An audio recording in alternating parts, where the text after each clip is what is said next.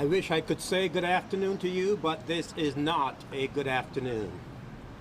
Ladies and gentlemen of the press, members of the Plainfield community, and all those joining us here today.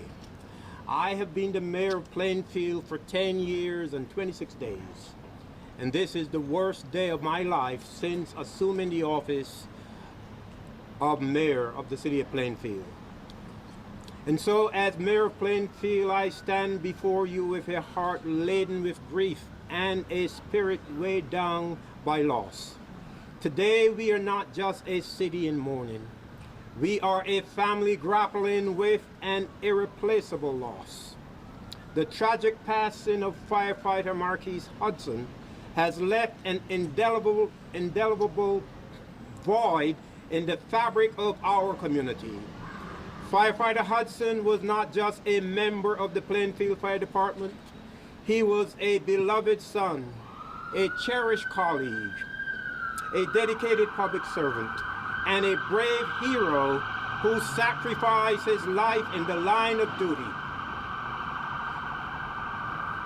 Firefighter Hudson and his team responded to a fire at Emerson Avenue, exhibiting the bravery and selflessness that defined his service. During this harrowing event, Firefighter Hudson had to be rushed to the hospital, where he was tragically pronounced dead despite the valiant efforts of the medical staff at Robert Wood Johnson Hospital. The leading doctor and his staff told the fire director and myself that they spent over an hour working to revive Marquise. And despite their best effort, there was nothing more that they could do to save this firefighter. And as we stand here today, the loss of Firefighter Hudson is a poignant reminder of the risk our fire responders face every day. He was more than a firefighter. He was a pillar of our community, a man who dedicated his life to protecting others. Marquise was a beloved son of Plainfield, a colleague who was respected and admired, and a friend to many. His passing is not just a professional loss, but a personal one, deeply felt by all of us.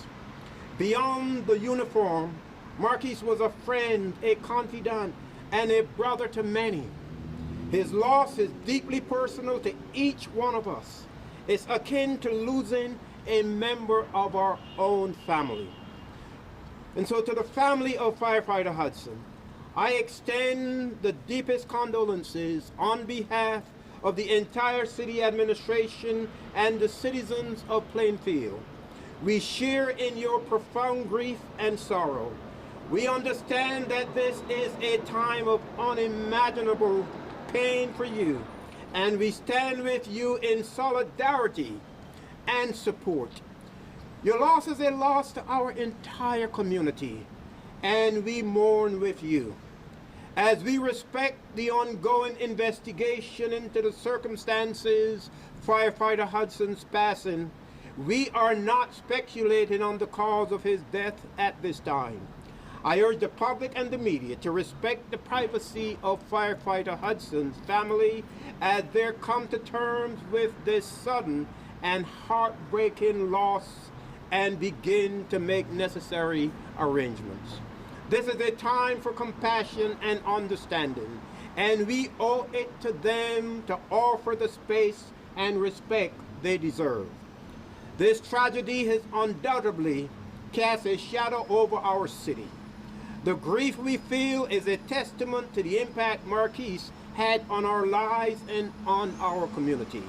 It reminds us of the risk our brave firefighters take every day to ensure our safety. Today, as we mourn, let us also take a moment to honor the selfless service of Marquise and all our first responders who put their lives on the line each and every day. In these trying times, I urge the community of Plainfield to come together in solidarity and support. Let us offer strength to the bereaved family, to our firefighters, and to each other as we navigate through this period of mourning. As your mayor, I assure you that we will emerge from this tragedy stronger and more united, carrying forward the legacy of Firefighter Marquise Hudson, a legacy of courage, sacrifice, and an unwavering commitment to service.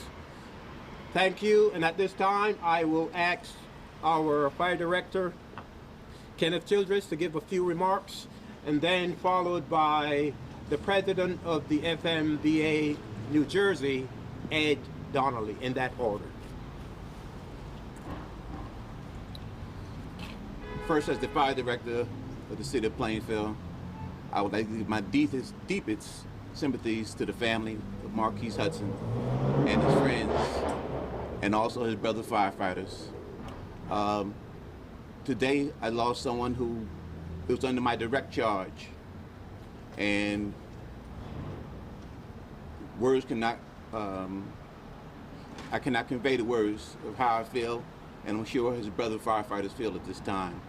We suffered a great loss today, and the city suffered a great loss. Mr. Hudson was not here very long, but a few years, and his firefighter career only yet to begun. But he will be remembered by the city of Plainfield and the fire department.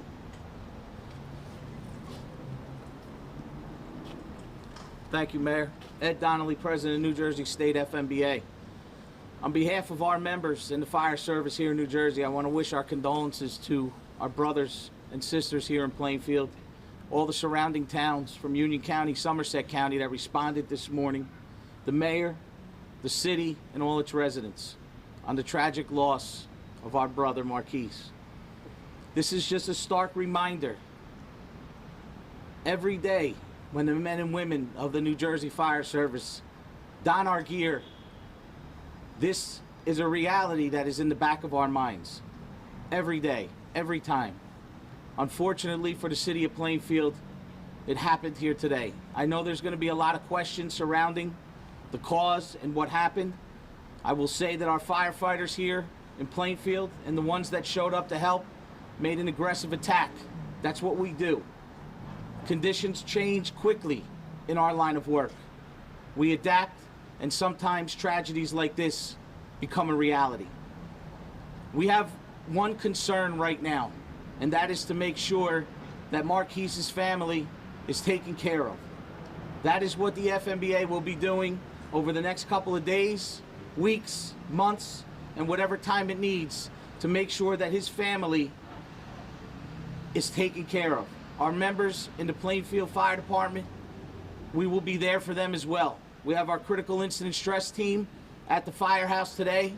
I was on the scene at 8:30 this morning and will be here for the next coming days to make sure that our members of the Plainfield Fire Department survive this, get through it, work through it, and we can still protect the city of Plainfield while we are grieving.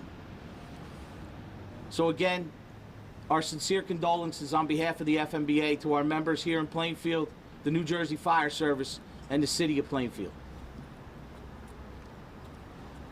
And now we will take questions from you. Mayor, can you tell us, first of all, was somebody else injured in this fire? We understand an older woman was there. Repeat your question, please. Was there anybody else injured in the fire besides the firefighter? Right now, we have 3 firefighters that are at Robert Wood Johnson because of the impact from this fire. And so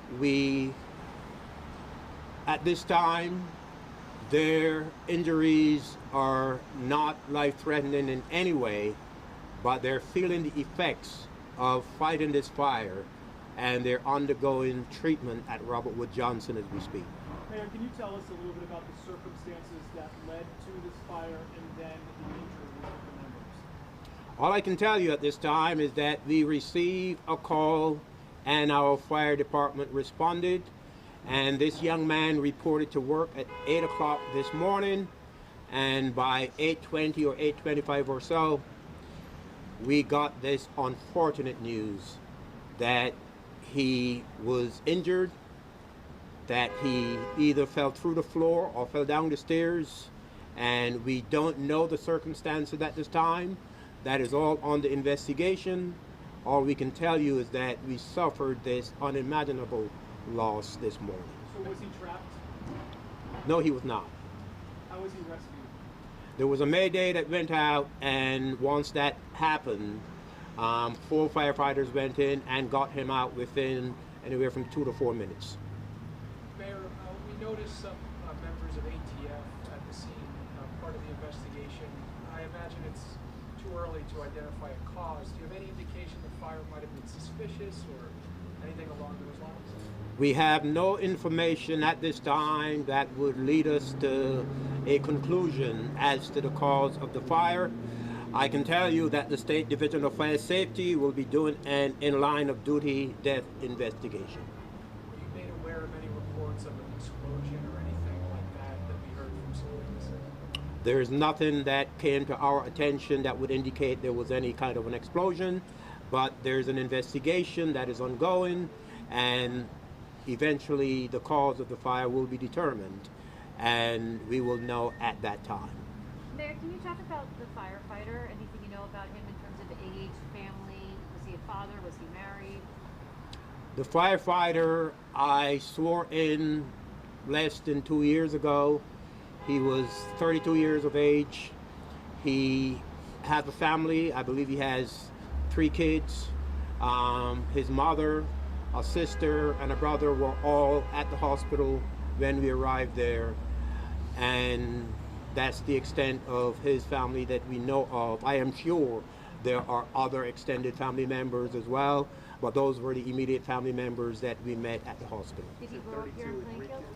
He grew up here in Plainfield, yes. Can the city release a picture of Marquise? As soon as we have a photograph of Marquise, we will release that to all of you. Mayor, I'm sorry if I missed this. What was Marquise's age? He was 32 years old. Is there any firefighter that was close with him that could give us a few words about what he was like to work with? And I will ask the fire director if there's anyone, if he or anyone would want to speak to that.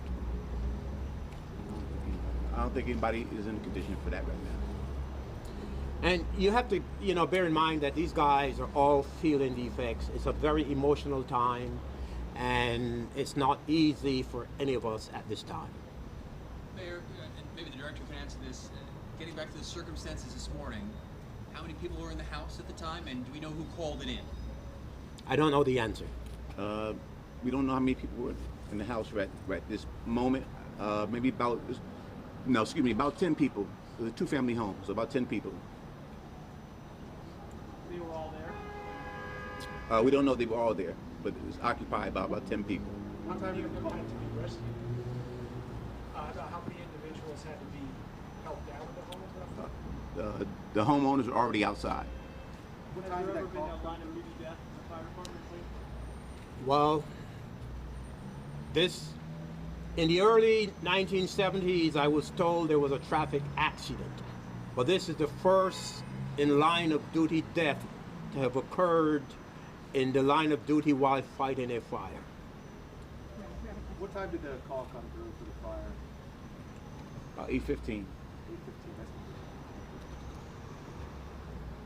How were the other members injured? I know one guy is complaining for his shoulder and for his back. Another one is being assessed for any possible smoke inhalation. And the third one is just in a very bad state in terms of his emotions.